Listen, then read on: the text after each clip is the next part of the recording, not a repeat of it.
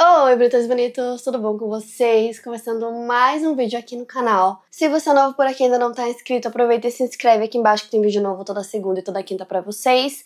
Playlist completa com todos os casos que eu já contei, são muitos, tem mais de 400 casos pra maratonar, então vão lá que eu vou deixar a playlist completa aqui na descrição do vídeo.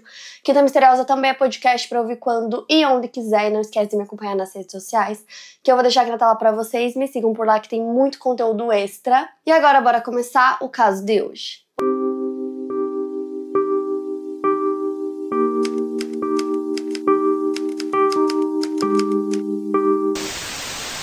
Randall August B. George nasceu no dia 16 de fevereiro de 1954. Ele era filho de Kjell e Randy, imigrantes noruegueses que se estabeleceram em Utah quando emigraram da Noruega. Enquanto frequentava a Highland High School em Salt Lake City, Randall conheceu e começou a namorar a jovem que se tornaria sua esposa, Wendy Woodruff. A Wendy nasceu algumas semanas antes do Randall, no dia 16 de janeiro de 1954. Em 1974, quando os dois tinham 20 anos de idade, eles se casam. Quem os conhecia descreve que eles tinham um bom relacionamento, eram felizes e unidos. Juntos, eles tiveram 2 filhos, Christopher e Amanda. Em dado momento de suas vidas, eles decidiram sair de Utah e mudar para Georgia. O Randall trabalhou como engenheiro de redes em uma empresa chamada Presidium Network Solutions, uma empresa de consultoria em TI. Seu trabalho proporcionou uma boa vida para sua família, que tinha uma casa localizada na rua Furlong Run, número 1911, em Lawrenceville, que é considerado um subúrbio de Atlanta, na Georgia. Eles eram próximos dos filhos e de outras pessoas da família, como a irmã mais velha do Randall, chamada Sylvia George Berman.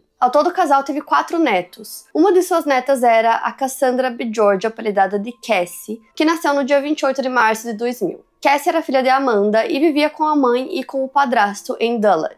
Enquanto crescia, Cassie começou a apresentar comportamentos rebeldes que evoluíram para uma eventual falta de respeito e falta de limites dentro da relação com a mãe. Ela não gostava e não aceitava receber ordens e tinha problemas com regras.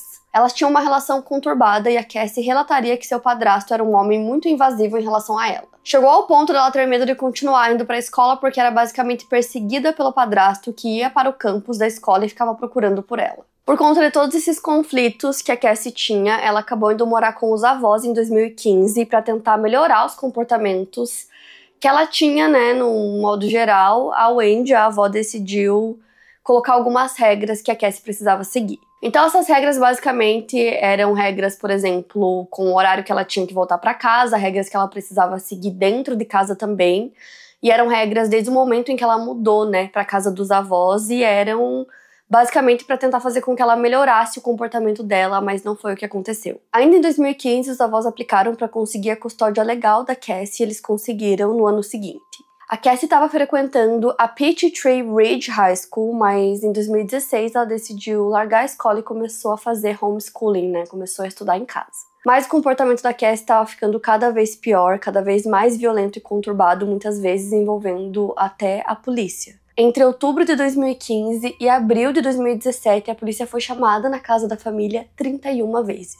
Dessas chamadas, 18 estavam relacionadas a Cassie fugir de casa e outras 13 estavam relacionadas a suspeitas de drogas ilegais dentro de casa e brigas domésticas. Uma dessas chamadas foi feita no dia 30 de novembro de 2016, depois das 10 horas da noite. A polícia recebe uma ligação por conta de uma discussão que a Wendy teve com a Cassie porque ela desobedeceu o toque de recolher. Um policial vai até a casa e a Wendy relatou que a Cassie começou a discutir com ela e jogou água nela, então o policial percebeu que tinha água no chão, tinha água no pijama da Wendy e também tinha água no Randall, que tentou intervir ali no meio da briga. O Randall explicou que ele teve que intervir porque a Cassie tinha sido violenta naquele dia e que não era uma exceção, ela já tinha sido violenta no passado também.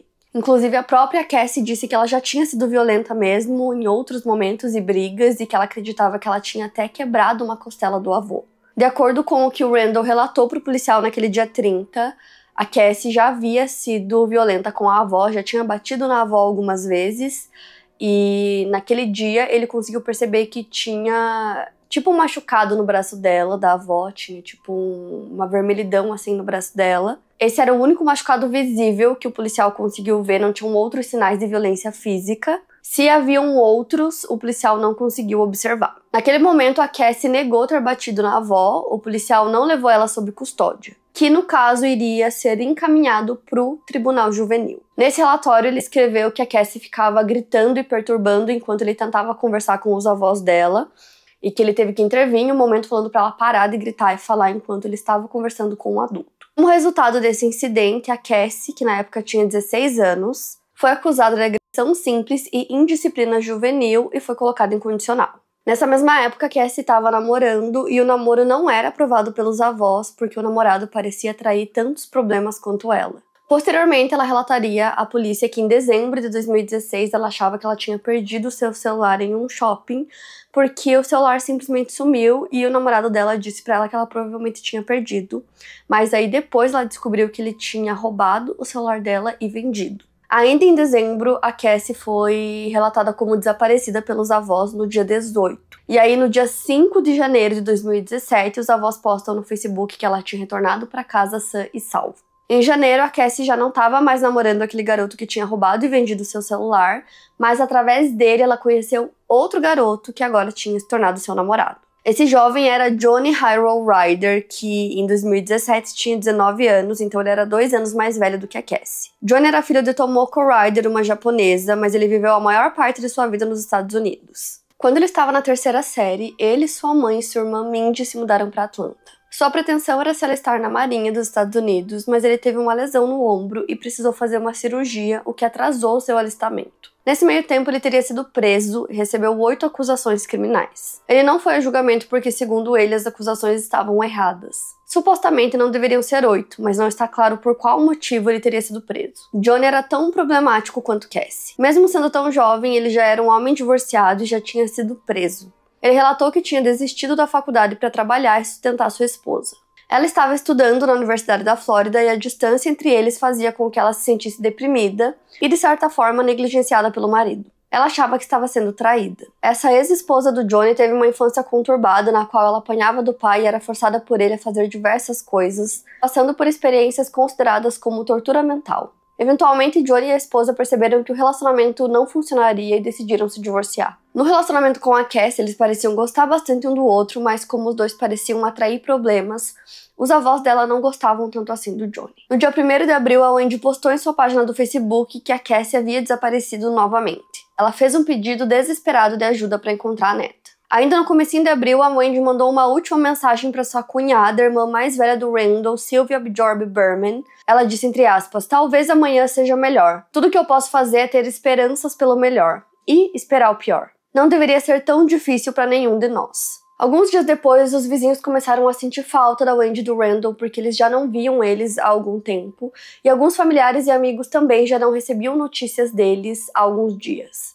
Com isso, a polícia local é acionada para fazer uma checagem de bem-estar, que eu já citei para vocês algumas vezes aqui no canal, em outros casos, que é basicamente quando alguém liga para a polícia e pede para que a polícia vá até a casa da pessoa, né, da família, para basicamente checar se a pessoa tá bem, se tá tudo bem, se aconteceu alguma coisa. Então, no dia 6 de abril, às 6h09 da tarde, a polícia vai até a casa do casal, bate na porta, ninguém atende, só que nesse primeiro momento não parecia que tinha acontecido nada, não parecia que havia nada suspeito. Apesar disso, às 8h19, eles pedem um check often as possible, que em tradução pra gente seria algo como verifique sempre que possível. Então, basicamente, eles emitem isso ali pros policiais pra sempre que tiver algum policial por perto, dar uma checada ali na casa pra verificar se tá tudo ok. Com isso, no dia seguinte, no dia 7, às 4h43, outro policial vai até o endereço e aí bate na porta novamente e,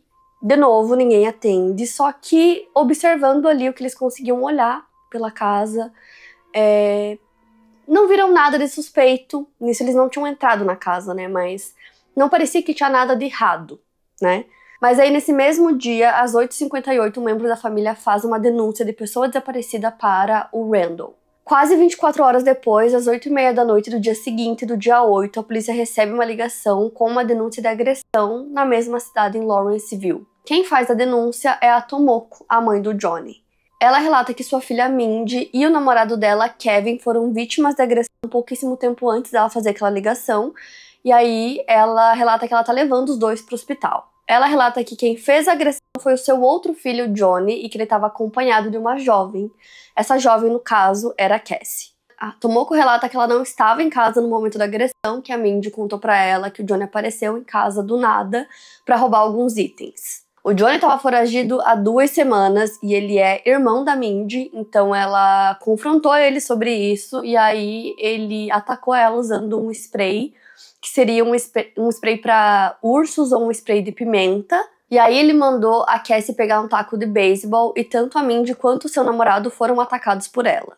A Mindy liga pra mãe, pra Tomoko, que quando ela chega no local, a Cassie e o Johnny fogem usando o carro da Mindy e eles deixam o carro que eles chegaram no local lá. Quando a polícia chegou no local, eles perceberam que o spray usado por eles ainda estava no local, né? O local ainda estava contaminado com esse spray e havia sangue espirrado na parede do local e também na porta do banheiro. Eles perceberam que a casa estava em desordem e que o carro que o Johnny abandonou no local era o carro que pertencia aos avós da Cassie. A polícia fez rapidamente uma conexão com o relato de desaparecimento do Randall e com os pedidos de checagem de bem-estar que as pessoas tinham feito para o casal de idosos, e assim eles perceberam que os dois poderiam estar em perigo. A casa dos avós da Cassie ficava a 2,5 km da casa da mãe do Johnny, então rapidamente a polícia vai até lá. Eles chegam às 11h13 daquela noite do dia 8 de abril. Eles fazem uma entrada forçada na casa e começam a chamar pelos idosos que tinham 63 anos de idade e rapidamente eles sentem um cheiro muito forte vindo do segundo andar da casa. 2 das 3 portas dos quartos do segundo andar estavam seladas, então a polícia precisou arrombar essas portas. Wendy e Randall estavam cada um em um quarto e foram mortos da mesma maneira. Eles foram agredidos com tacos de beisebol, depois esfaqueados. Suas gargantas foram cortadas e suas mãos estavam amarradas. Os corpos foram levados imediatamente para a autópsia. O legista determinou que eles haviam sido mortos cerca de 1 semana antes dos corpos serem encontrados. Naquele momento, a polícia entendeu que o Johnny e a mulher, que até aquele momento era desconhecida, era Cassie, estavam envolvidos no crime.